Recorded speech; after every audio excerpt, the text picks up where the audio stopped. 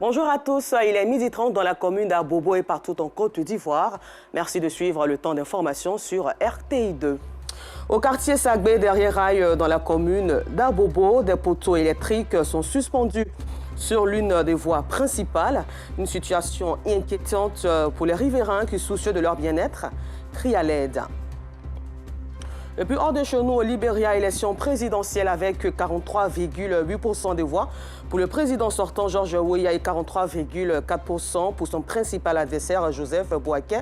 La commission électorale nationale annonce un second tour pour le résultat final.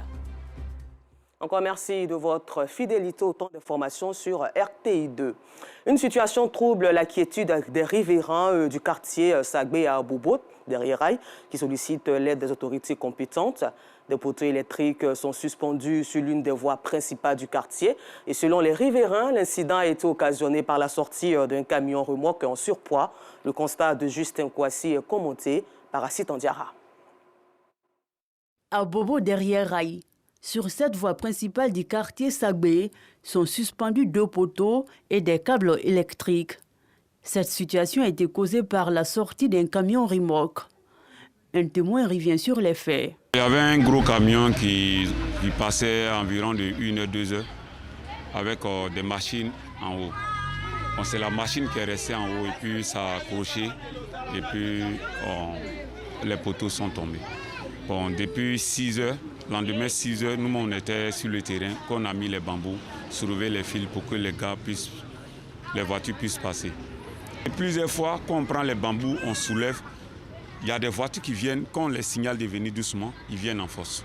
Du moins ils viennent en force, ça prend les fils qui sont en haut, tu vois, souvent ça va tomber. Donc il faut faire traverser les enfants et puis soulever les trucs, c'est pas du tout, les fils, c'est pas du tout facile. Du moment où ça là, c'est dans le quartier aussi, il faut que aussi j'aide un peu aussi le quartier pour ne pas que ça envoie un dégât encore qui est plus que ça, quoi. Ces câbles électriques traversant la voie sont soutenus par des bois en pleine chaussée. Un danger pour usagers ou automobilistes. C'est difficile même. Le fil est coupé au milieu de la route, on ne peut pas rouler. Alors, quand les enfants là même, on ralentit pour aller doucement. C'est dangereux, c'est pas bon. Donc, à venir essayer pour voir ce qu'on peut faire. Non loin de là, un autre poteau électrique a subi le même sort quelques jours plus tôt. Dressé sur ce toit, le béton suscite l'inquiétude des riverains. On a peur, on ne sait pas à quel moment ça va tomber. Bon, en fait, c'est le béton et puis il y a encore du fer dedans. Peut-être ça peut ne pas tomber ou tomber au juste. Voilà. Donc quand c'est là comme ça, en tout on s'inquiète, mais tout est dans la main de Dieu, quoi. Nous souhaiterons qu'on vienne arranger propre pour bien placer et puis pour arranger les fils aussi. Les dangers liés aux câbles électriques suspendus sont parfois dramatiques. Les populations d'Abobo Sagbé lancent donc un appel aux autorités en vue de la réparation de ces poteaux électriques. Et pour parler gastronomie, ce n'est plus un secret, la consommation de la viande de porc est devenue une tradition dans la commune de Yopougon. Les espaces de vente de la viande de porc au quartier Gandhi en sont une parfaite illustration. Dans cet espace gastronomique, les vendeurs distribuent des morceaux de viande aux clients et aux passants afin de booster leurs ventes et surtout augmenter leur chiffre d'affaires. Une aubaine pour ces derniers qui ne désertent pas ce lieu. C'est reparti avec Justin Kouassi et Assit Andiara qui ont rencontré vendeurs et consommateurs. Connu pour son ambiance chaude, le quartier Gandhi dans la commune de Yopougon est devenu le lieu de prédilection des plus grands consommateurs de viande de porc. Dans cet espace gastronomique, les clients se bousculent. Ils s'arrachent les morceaux de cette viande, pas comme les autres à Yopougon. Ici c'est bien fait, et puis ici c'est beaucoup. Pour attirer les clients et booster leurs revenus, les vendeurs de viande de porc offrent gratuitement quelques morceaux aux passants.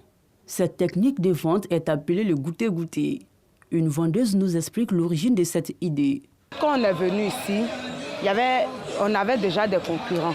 Donc comment trouver la stratégie pour qu'on puisse acheter notre viande? C'est en cela qu'on a instauré le goûter-voir. Dorgilès dispose de plusieurs employés. Pour lui, le goûter-goûter, cette technique qui certes n'exclut pas les risques de perte, reste efficace. Ici, nous employons plusieurs personnes. Donc, du coup, nous sommes obligés de prendre beaucoup.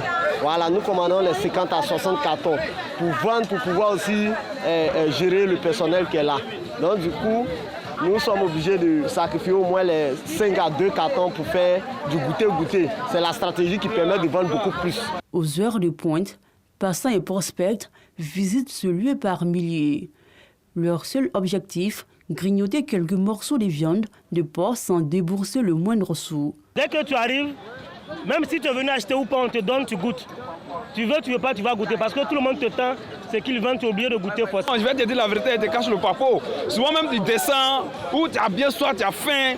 Bon, et puis tu fais semblant de manger lentement. C'est-à-dire que le temps que tu as fini de parcourir tout cet endroit-là, tu as mangé au moins 7 morceaux, tu bois un peu d'eau glacée, au moins tu es soulagé. Les goûter là, ça c'est normal. Parce qu'il n'a pas goûté le goût, il recherche là. Il ne peut pas retrouver ça. Ils sont tellement habitués, ils vont toujours venir. Mais la consommation de la viande de porc a-t-elle un effet néfaste sur l'organisme? Jules Kwasi, spécialiste en nutrition, répond à cette interrogation. Pour lui, la viande de porc est plutôt bénéfique pour le corps. Alors, nutritionnellement parlant, la viande de porc a une qualité insoupçonnable en matière de santé et en matière de consommation. Cette viande est blanche, elle est riche en vitamines et elle est très bien du fait qu'il y a plusieurs quartiers, il y a plusieurs morceaux. Elle est riche en protéines. C'est l'une des viandes qui est très riche en protéines, plus de 16%.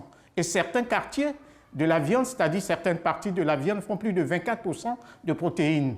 La viande de porc a des vertus médicales, ajoute-t-il. Cependant, le consommateur doit s'assurer du bon traitement, de la qualité de vie et de la santé de la bête pour éviter certaines maladies. Le porc lui-même, on ne jette rien là-dedans.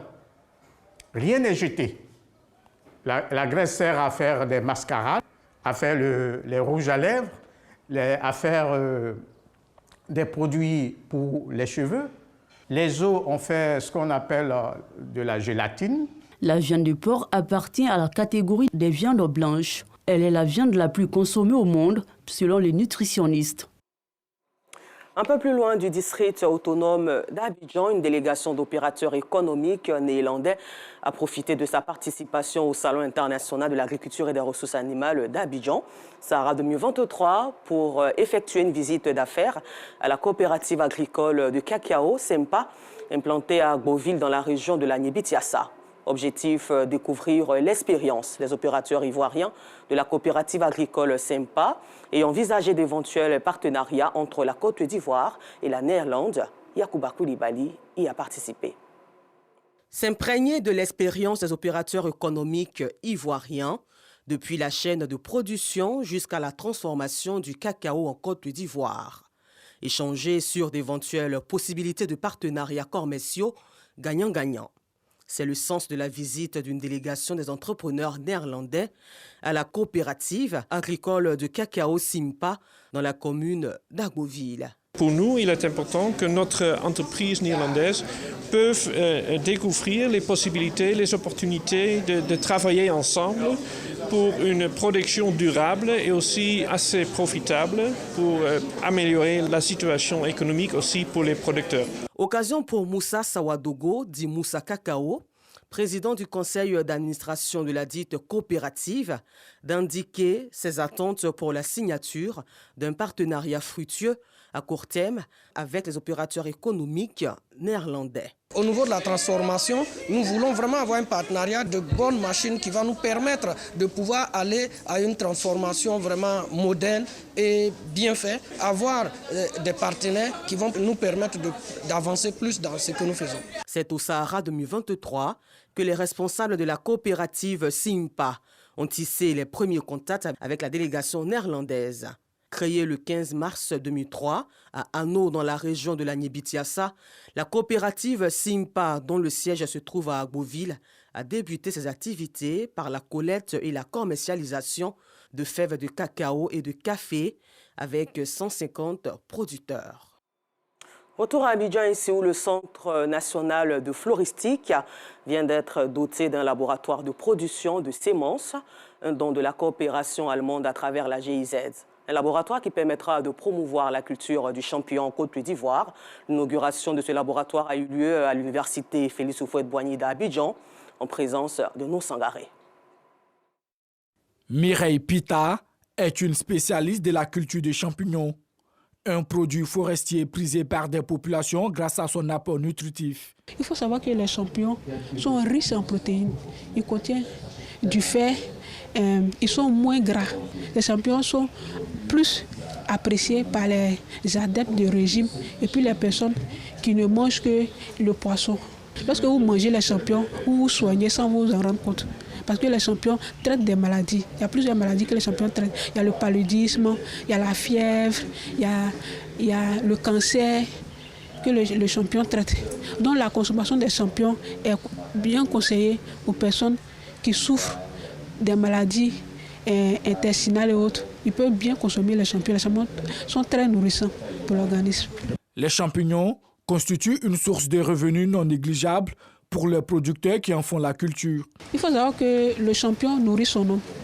Le champignon frais, 1 kg coûte 5 000 francs. Donc imagine quelqu'un qui a jusqu'à 10 kg, il vend par jour. Imaginez la somme qu'il va obtenir. Il y a le champignon qu'on appelle oreille de sein. Ce champignon est vendu à 29 000 francs le kilogramme au supermarché. Quand tu fais la culture des champignons, ça te permet de subvenir aux besoins de ta famille. Cependant, sa culture est peu pratiquée en Côte d'Ivoire du fait de la rareté des semences à l'échelle nationale et la non-maîtrise des techniques de culture. Cette culture n'est pas encore bien établie en Côte d'Ivoire parce qu'au départ, en Côte d'Ivoire, il n'y avait pas de semences. Donc, les producteurs de champignons vont au Ghana pour acheter la semence pour venir produire les champignons. Donc, le coût est élevé et puis le transport aussi, ça les empêchait de mener cette activité de façon régulière. Pour accroître la production de semences en Côte d'Ivoire, la coopération allemande à travers la GIZ vient de doter le Centre national de floristique de l'université Félix Houphouët-Boigny d'un laboratoire de production de semences de champignons comestibles. Coût du don, 23 millions de francs CFA. Dans nos identifications d'innovation, nous avons trouvé nécessaire le développement, la promotion de la culture de champignons. Et vu que ce centre développait déjà cette culture, il fallait leur apporter les moyens nécessaires pour que cela soit effectivement fait.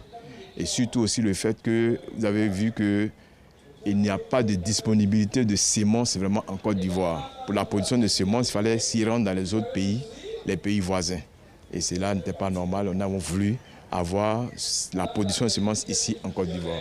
Un laboratoire doté de 9 matériels ultramodernes dont la capacité de production est estimée à 1000 bouteilles par mois. En termes de matériel, grâce donc au financement de la GIZ, nous avons pu avoir un autoclave de très grande capacité, une haute afflux laminaire, nous avons une étuve de culture, donc du mycélium, nous avons pu avoir un frigo, un congélateur et surtout une étuve de séchage du matériel biologique, un microscope qui a été monté d'une caméra optique et puis ensuite on a le broyeur de déchets ménagers et le broyeur d'écorce.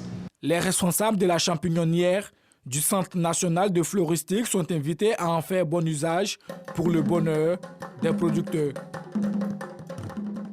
Nous vous l'annoncions en titre hors de chez nous au Libéria. Le président George Weah, qui brigue un second mandat, a obtenu 43,8% des voix. Et son principal adversaire, Joseph Boaké, 43,4% selon la Commission électorale nationale. Des résultats qui conduisent à un second tour de ces élections présidentielle. Et puis pour terminer ce temps d'information, sachez que le Parlement européen a attribué son prix Sakharov pour la liberté d'esprit à l'Iranienne Mahsa Amini, décédée après avoir été interpellée pour mauvais port de son voile à Téhéran en octobre 2022 au mouvement des femmes iraniennes qui l'a suivi dans ce mouvement plus tôt. Merci encore à vous de nous avoir suivis et bonne suite de programme sur RTI2, la chaîne toujours proche des populations.